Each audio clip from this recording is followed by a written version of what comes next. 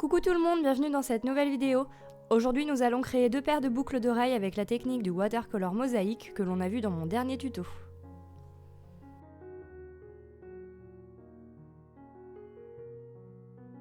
Je vais commencer par les bandes argentées et pour ça j'ai pris de la pâte noire que j'ai aplatie au cran numéro 4 de ma machine à pâte. Je prends une feuille d'argent et je la pose délicatement sur ma pâte. J'appuie avec mes doigts pour que la feuille adhère bien à la pâte. J'en mets partout, sur toute la surface.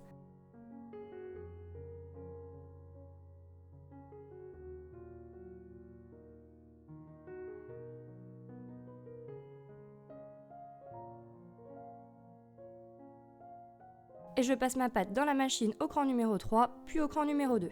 Ça permet d'écarter la feuille d'argent et si vous voulez un effet plus craquelé, il suffit de réduire encore votre machine à pâte. Vous voyez l'effet que ça fait, je trouve ça vraiment très joli.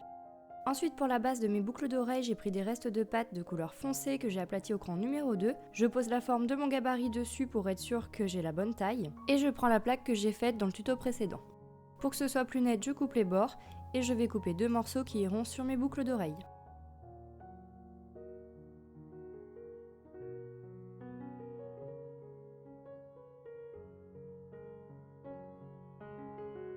Régulièrement, je reprends mon morceau de papier pour voir si le motif qui sera sur le bijou me convient et je peux déposer un morceau sur ma plaque de base.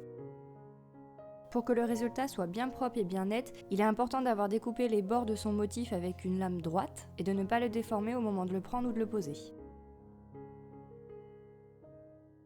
Je reprends ma plaque argentée et avec une lame, je découpe une fine bande que je vais rediviser en deux.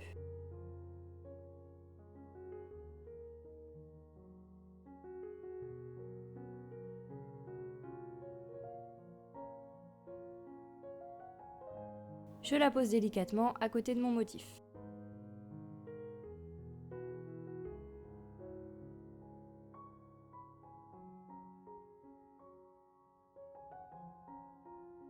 Et pour que ce soit bien droit, j'appuie un peu avec ma lame.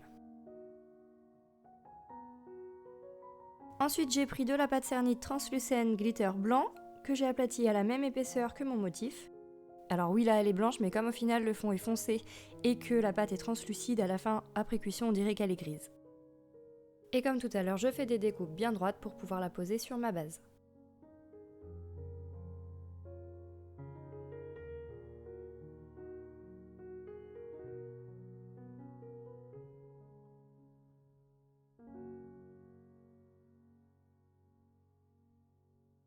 Pour bien faire adhérer les morceaux entre eux, je pose un morceau de film étirable et je vais aplatir délicatement avec mon rouleau.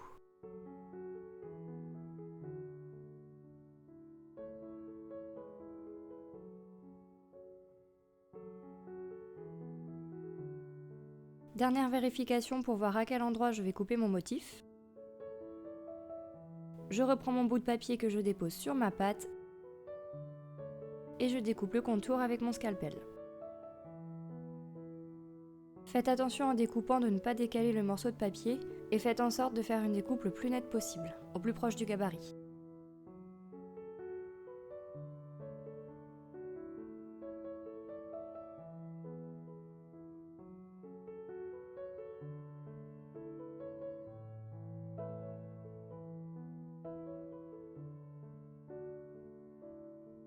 Et voilà, la forme est découpée. En général, il faut relisser et remodeler un petit peu les bords, mais dans tous les cas, après cuisson, moi je donne un petit coup de ponçage. Je vous montre comment c'est avant cuisson. Vous voyez bien que le bas est blanc, mais il va devenir gris après, puisque j'ai mis une base qui est foncée. J'ai décidé de les percer avant cuisson avec un outil pointu, mais vous pouvez le faire une fois cuite.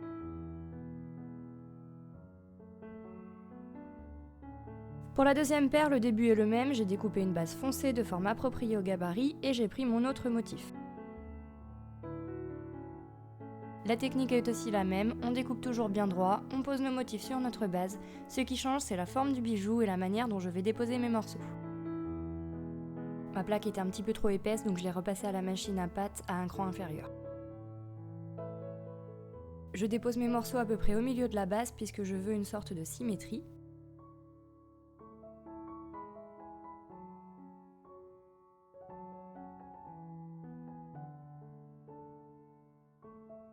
Je reprends ma plaque argentée et comme tout à l'heure je découpe des fines bandes. et je les dépose tout le long de mon motif.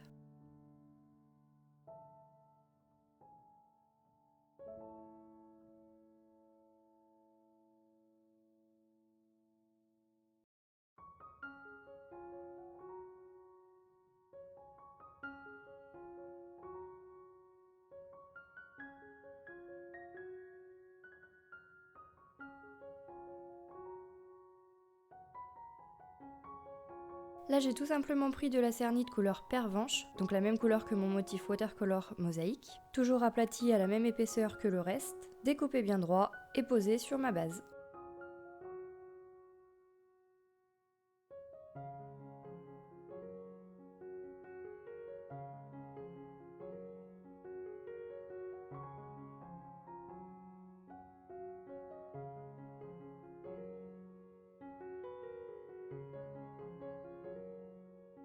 Pour trancher, j'ai redécoupé une bande argentée que je vais poser perpendiculairement à l'autre bande.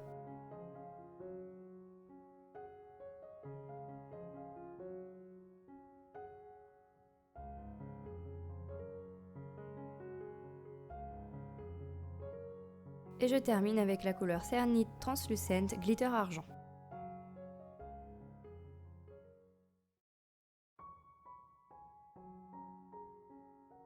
Elle était vraiment très molle et malgré les découpes bien droites que j'avais faites, elle avait tendance à se déformer quand je la prenais dans mes mains, mais pour corriger ça, j'ai lissé un peu avec le doigt et c'était impeccable.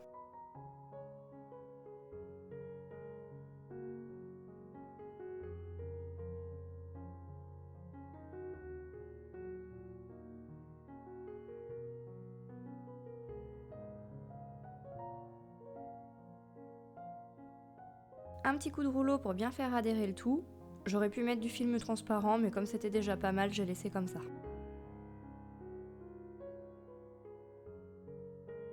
Je vérifie comment je vais faire ma découpe, c'est ça qui est bien pratique avec ces gabarits, et dans quelques temps je vous ferai un tutoriel pour apprendre à les faire vous-même. Je pose délicatement mon bout de papier, et c'est parti pour la découpe.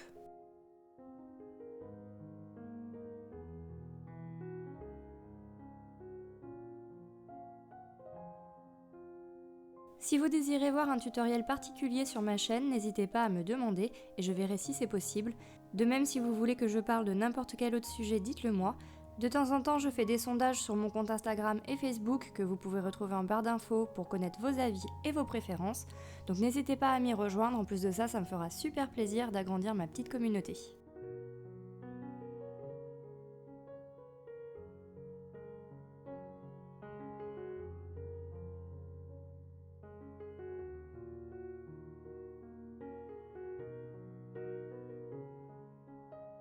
Donc voilà ce que ça donne avant cuisson. Bien évidemment, je les ai percés également et il n'y a plus qu'à les passer au four à 110 degrés pendant 30 minutes.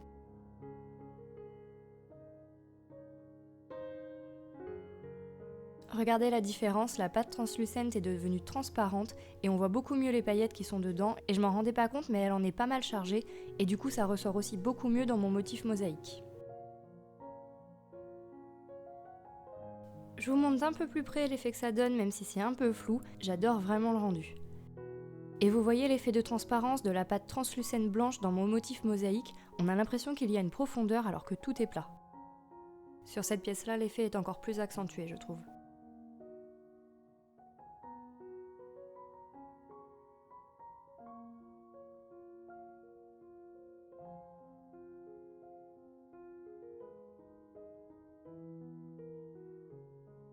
Pour la deuxième paire, ça donne ça.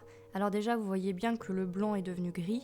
Finalement, on a l'impression que j'ai utilisé la même couleur que pour l'autre paire de boucles d'oreilles. Pour le motif mosaïque, le pervenche avec le rose que j'ai utilisé sont un peu trop proches, donc ça ressort pas tant que ça, et on voit quand même le long des déchirures des lignes de paillettes qui correspondent à la pâte translucente.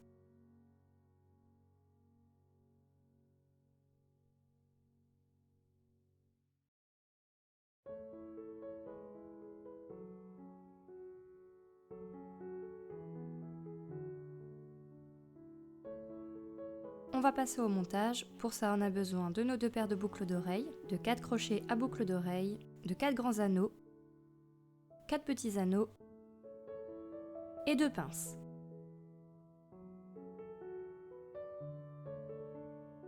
Je commence par celle-ci, je prends un des 4 anneaux et je vais l'ouvrir en l'écartant sur les côtés. En faisant comme ça permet de ne pas le déformer. Je l'insère dans le trou de ma boucle d'oreille et de la même manière dont je l'ai ouvert, je vais le refermer.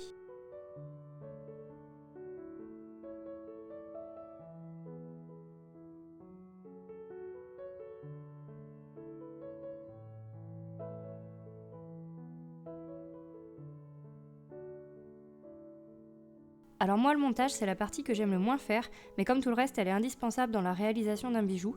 N'hésitez pas vous à me dire ce que vous aimez faire le plus et ce que vous aimez le moins.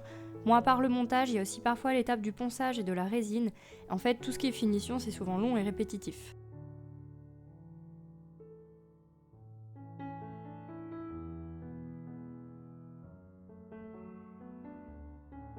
Je fais la même chose avec un petit anneau, je le passe dans le grand et j'insère l'attache à boucle d'oreille.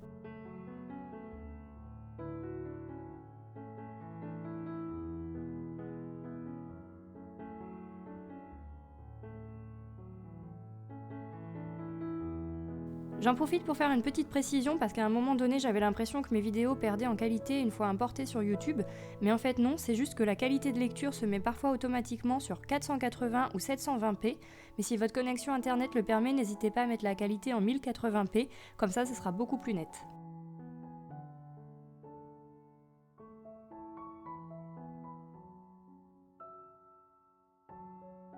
Maintenant je vais prendre mon vernis brillant de chez Fimo,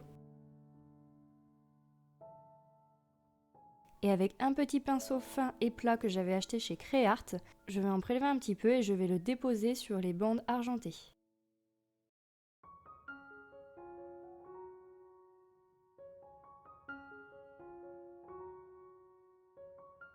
Alors même si vous ne voulez pas vernir ou résiner votre bijou, c'est important de protéger au moins la partie qui contient de la feuille d'argent, parce que sinon avec le temps et les frottements, ça va s'abîmer et la feuille va finir par disparaître.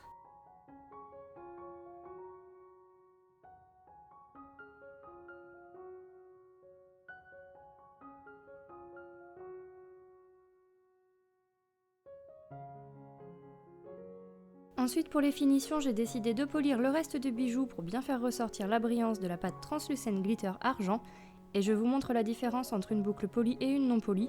Donc je pense que vous voyez clairement que celle de gauche elle est polie et pas celle de droite. Et regardez bien la différence, ça fait vraiment ressortir les paillettes, c'est vraiment trop beau.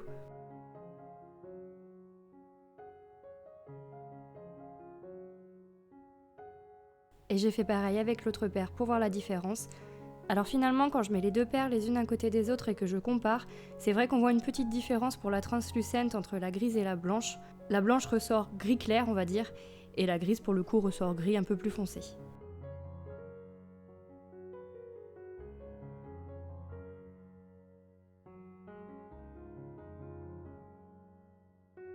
Et voilà, j'ai poli les deux boucles d'oreilles que j'ai filmées bien au soleil pour que vous puissiez bien vous rendre compte de la brillance des paillettes.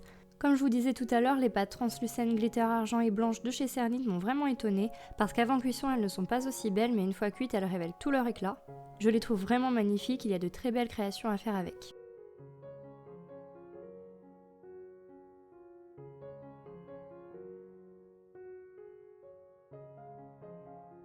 Cette vidéo est terminée, j'espère qu'elle vous a plu.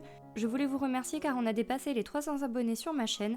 C'est vraiment un plaisir pour moi de voir que mon travail vous plaît. Vous pouvez aussi me rejoindre sur mon compte Facebook et Instagram et me soutenir sur YouTube simplement en regardant des vidéos publicitaires. Je vous mets les liens en barre d'infos. N'hésitez pas à faire un tour sur ma boutique, vous y retrouverez mes bijoux en exemplaire unique. Si ce n'est pas fait, abonnez-vous, ça me fera super plaisir. Mettez un pouce bleu, partagez les créations que vous avez réalisées à l'aide de mon tuto. Cliquez sur la cloche pour être averti dès que je sors une vidéo. Je vous fais plein de bisous et je vous dis à bientôt.